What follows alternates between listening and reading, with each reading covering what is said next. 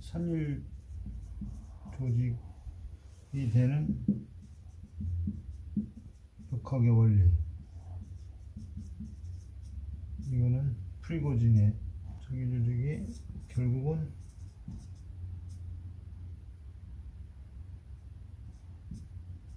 이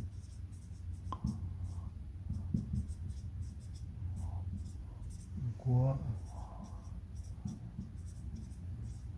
자기 초월 욕구. 초월 욕구가 서로 대립되지만 성보적으로. 요게 그 기본 줄거리. 그렇지. 이르기 때문에 결국은 우리는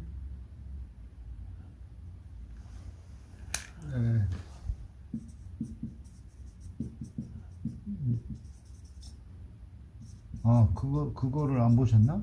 자연선택의 압력에서 결국 그 선택은 대립 개념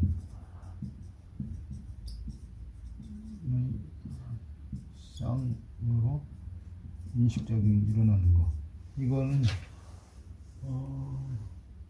책이 본트빌리브에 나오는데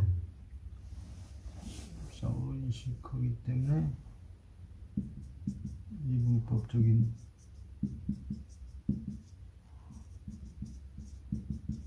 인식작용, 이거로 인해서 고통, 두가. 고통이 나오고 갈등이 나오는데, 이것을 이제 극복하는 게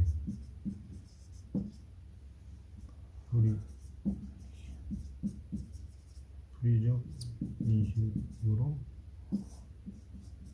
깨어남이 있다는 거죠. 요때 요 내용이 이제 이것을 브레이크아웃. 벤슨의 브레이크아웃은 좀 약하고, 제가 조사한 걸로는 본트빌리브를 쓴 사람들, 그 해마의 깨어남이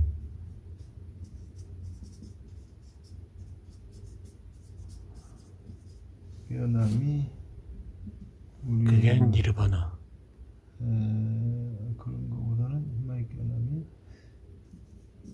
과학 분야인데, 깨어남을 통해서 배선이 바뀌는 거예요. 배선물이 바뀜이 불의적으로.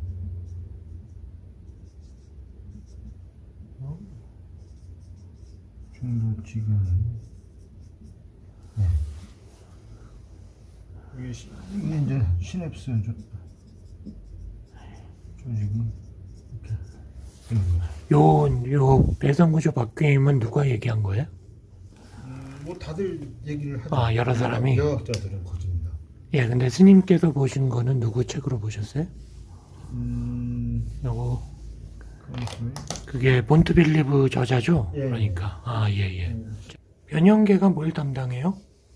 변형계 안에 여러 조직이 있는데, 변형계는 개구리도 갖고 있는 게 변형계고, 우리도 갖고 있고. 그러니까 본태적인 행위는 전부 변형계에서 다 하죠. 제가 알기로 파충류 뇌가 이제 본능적인 걸 그렇죠. 담당한다 그러는데, 파충류 뇌하고 어떻게 다르나요? 변형계는 안 다른 같은 구조예요. 변형계가 파충류 뇌 속에 있습니까? 네. 변형계는 파충류한테도 있고 우리도 있고. 고등 동물들은 다 있는데 양서류도 다 있는 거죠. 그게가 있는데, 그 중에 해마가 그렇게 자동화된 오랜 그 무의식적인 기능들을 얘가 하거든요. 그게 깨어났을 때 무의식적으로 하는 그 행위에서 벗어나는, 그러니까 벗어난다 표현하지만 그것을 통제할 수 있는 그런 정신 능력이, 인지 능력이 된다고 지금 재배선을 통해서 인지 능력이 깨어난다, 이 얘기인 거죠. 근데 이제 우리가 질문할 수 있는 게, 과연 우리의 그 오래된 기억들이 어떤 그 맥락 속에서 망각되었는지 그게 좀 미스터리한 부분이. 망각된 건 아니고 네. 우리가 불교적으로도 그렇고 아레아식 속에 전부 함장되어 있는 건 사실이죠. 네. 근데 그 함장되어 있는 아레아식의 기능들이 2년이 닿으면, 그러니까 그 어떠한 조건 속에서 환경이 과거에 그 함장되어 있는 것들하고 어떤 배선이 이제 연결된다 할까? 그것이 인연 화합이라고 하는데, 우리는 인연 화합이 되면은 그게 저 밑에 심의식 속에 있는 게 표면식으로 확 드러나 버려요. 네. 올라온다고. 그런 부분들인데, 그거 때문에 본능적인 행동, 본능적인 욕구 통제가 우리가 어렵죠, 사실은. 근데 그것을 불의적인 깨어남을 통해서 그게 가능하다. 그것이 이제 뇌의 가소성 때문에 그렇다. 네, 이런 얘기인 거죠. 그럼 우리가 중독적 사고방식에서 헤매는 건 해마가 깨어나지 않았기 때문이다. 이렇게 볼 수도 있겠네요. 여기서 해마의 깨어남이라는 거는 그 본트빌루 상으로는 그 사람들이 조사한 거는 fMRI를 통해서 그 현상이 나왔는데, 그것을 유니타리 컨티뉴움이라고 번역을 했고, 벤슨 박사는 브레이크아웃으로 그냥 더 쉽게 와닿게 한 거고. 그게 이제 깨어남을 통한 불의에 대한 인식을 하는 단계. 왜냐하면 해마와 그 전전두엽이 상관관계거든요. 네. 그거를 이 사람들이 처음 눈치챈 게, 전전두엽을 전쟁 겪으면서 손상을 입은 사람들이 공간 감각이 없다는 걸 아는 거예요. 그 시간과 공간 감각이 이제 전전두엽이 되는데, 그때 해마와 이 인계점에서, 정신적 인계점에서 해마와 그것의 관계성에 대해서 거론하는데, 그 부분이 굉장히 어려워요. 화학식이 엄청 나오기 때문에. 화학적인 얘기가 나오고, 호르몬 작용 다룰 때는 화학이 나오거든요. 그게 좀 굉장히 어려웠는데, 어쨌건 결국은 이 사람들이 접근을 해요. 그래서 그것이 그때 그 호르몬이 마치 그 분무기를 뿜듯이, 그게 호르몬이 순식간에 확 뿜어져는 그 힘에 의해서 우리가 순간적으로 공간 감각과 시간 감각을 잃어버려요. 근데 그 전에 무엇을 통해서 그걸 접근했느냐에 따라서 그걸 뭐하러 후에 인식하는 사람이 있고, 그리고 확 바뀌거든요. 그때 이제 그걸 내 해마의 깨어남이라고 내가 표현하는 거예요.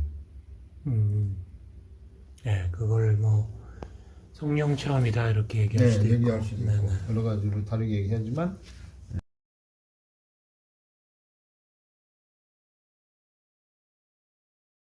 앤드류 뉴버그가 본투 빌리브의 저자고 배선구조 바뀜에 대한 얘기를 하신 분이고, 그 미토콘드리아와 엽록체의 공생에 대한 얘기는 린마굴리스고.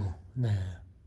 근데 그거를 정광호 박사가 이제 확실한 그 자료, 그러니까 연구 결과를 발표한 사람 중에 하나 아니죠. 프리고진은 별도로 화학자로서 처음에 출발을 해서 이 처음에 분자 구조가 도대체 어떻게 스스로 조직을 이루고 이런 물질을 이루는지, 그 기본적인 조직 역학이 뭔지, 이걸 아마 찾았던 것 같아요.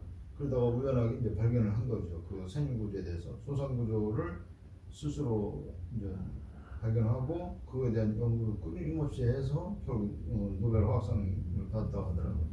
근데 이제 얀치하고 프리고진은 엄청나게 친한 사람들이에요. 두 사람이 지금 얀치가 쓴 자기 조직하는 우주 저것도 책 서평 들어가기 전에 그 프리고진한테 바치는 책으로 쓴 거예요. 그러면은 얀치가 프리고진의 이론을 빌려서 삼일 구조를 빌려서 자기 조직 체계를 설명해가면서 그 비평형성 자기조직, 산유조직 여기까지는 프리고진의 얘기예요. 그거를 가지고 생태학적인 상황을 설명해 들어가는 거예요. 그래서 인문 생태학까지 우주 생태학까지 그 얀치는 에리 얀치는 이제 그런 그 좀 더 이것이 동시에 공진화에 대해서 주로 이제 많이 거론하죠. 저기가 카프라하고 그 비슷한 영향을 많이 받아요. 예. 근데 이제 카프라는 카프라를 통해서는 산유 구조가 있는지 잘 몰랐어요. 크게 연구를 안 했기 때문에. 근데 근본적으로 얀치는 어떻게 이 물질들이 이런 구조를 이루는지 과정 구조이지만 정확한 책임은 체계 구조를 이루고 구조를 이루고 있잖아요. 예. 그런데 그 구조를 어떻게 해서 이루어내는지 스스로 예. 생명체들이 특히 예. 그거에 접근하다 보니까 프리고진의 그 산유구조 원리가 들어갈 수밖에 없었던 거죠. 스스로 자기 조직하는. 예.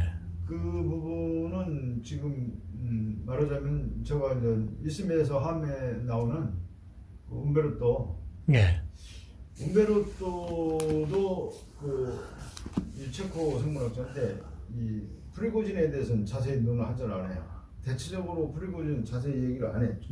그런 게 있다라고만 넘어가는데 왜 그런가 했더니 내가 볼 때는 저 산유 조직을 일반인한테 인식시키는 게 굉장히 어려워요. 그거를 시도한 사람이 제가 볼 때는 에리 얀치야.